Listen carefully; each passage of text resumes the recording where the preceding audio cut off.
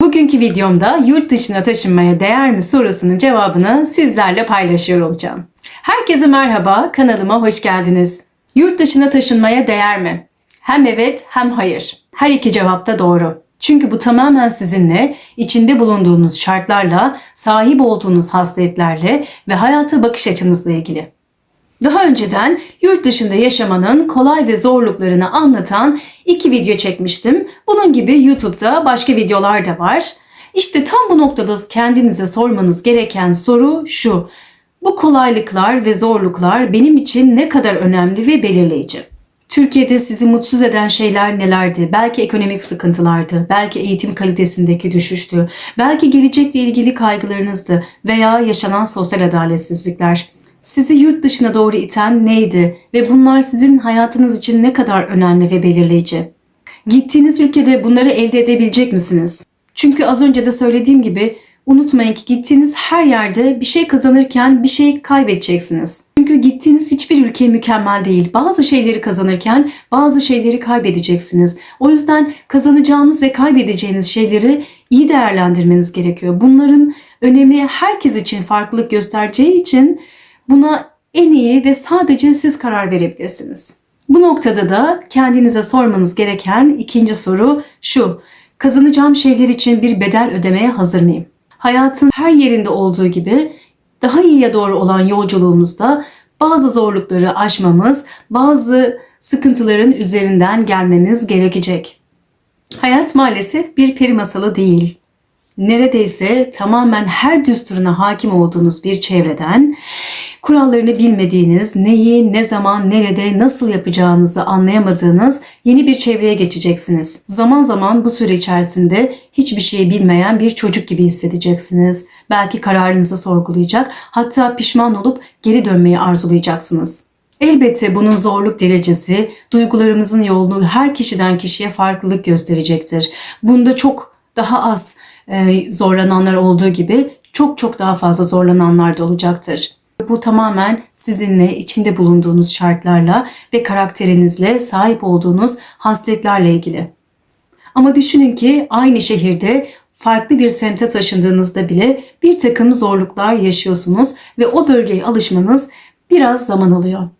Yeni bir ülkeye taşındığınız zaman ise birçok koldan hayatınızı tekrar düzenlemeniz gerekecek. O yüzden bazen çok basit kurallar bile sizi kendinizi yapamıyormuş, sanki anlayamıyormuş, üstesinden gelemiyormuşsunuz gibi hissetmenize yol açabilir ve bu çok doğal bir durum. Hepimiz bu evreden geçiyoruz. Niye buraya geldim? Türkiye'de iyi kötü yaşıyordum. Şu andakinden daha da kötü olmaz diye durumum dediğiniz anlar gelecek ve bu çok doğal. Hepimiz bu süreçlerden geçiyoruz.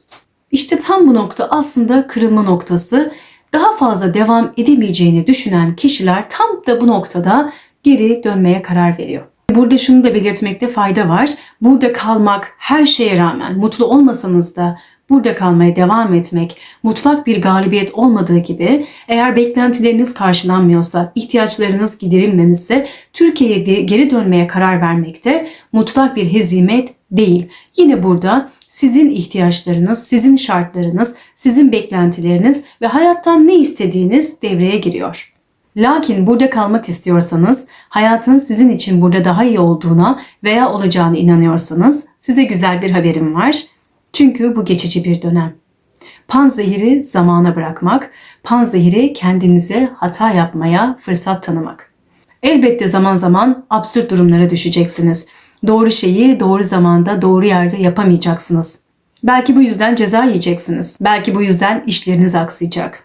Belki bu yüzden zaman kaybedeceksiniz. Fakat emin olun o hatayı sadece bir kere yapacaksınız. İkinci seferde hangi trene bineceğinizi, nerede ineceğinizi, doğru bileti nasıl alacağınızı, arabayı nereye park edeceğinizi, önceliğin kimde olduğunu, doktora nasıl ulaşabileceğinizi, hangi çöpü hangi kutuya atmanız gerektiğini öğrenmiş olacaksınız. O yüzden yurt dışında yaşamanın zorluk ve kolaylıklarını ve sizin için önemini belirledikten sonra kendinize sormanız gereken üçüncü soru: bu dönemi daha kolay, daha hızlı atlatmak için neler yapabilirim olmalı. Bu aşamada kendinize sorabileceğiniz sorular: gideceğim ülkenin kurallarına adapte olmaya hazır mıyım? Yeni bir dil öğrenmeye hazır mıyım? Gideceğim ülkenin insanlarını kabul etmeye hazır mıyım? Hayatıma giren şeyler olduğu gibi azalan şeyler de olacak. Bunlarla idare etmeye veya bunlara uyum sağlamaya hazır mıyım? Olmalı. Gideceğim yeni ülkede kazanacağım şeyler olduğu gibi kaybedeceğim şeyler de olacak. Bunları bütün halde kabul etmeye hazır mıyım? Elbette bunun yanında ilk zamanlarda yalnızlıkla da baş etmeniz gerekecek. Çünkü ailenizden, arkadaşlarınızdan, sevdiklerinizden, tanıdıklarınızdan, hatta her gün sokakta gördüğünüz köpeklerden bile ayrılmak zorunda kalacaksınız. Videonun sonuna doğru yaklaşırken konuyu şöyle bir toparlayacak olursak kendimize sormamız gereken 3 tane önemli soru var. Bunlardan birincisi, benim ihtiyaçlarım, beklentilerim, taleplerim neler? Ve gideceğim ülkede bunlar karşılanacak mı? Gideceğim ülkede yaşayacağım zorlukların ve sıkıntıların farkında mıyım? Ve bunları aşmak için gereken dirayete, azme ve iradeye sahip miyim? Gideceğim ülkede yaşayacağım sıkıntıların ve zorlukların farkında mıyım? Kazanımlarımın bedelini ödemeye hazır mıyım? Bu zorlukları yaşarken bu durumu daha hızlı ve daha kolay atlatmak için neler yapabilirim? Olmalı. Bugünkü videomun da sonuna geldik. Beni dinlediğiniz için teşekkür ederim. Bir sonraki videoda görüşmek dileğiyle. Hoşça kalın.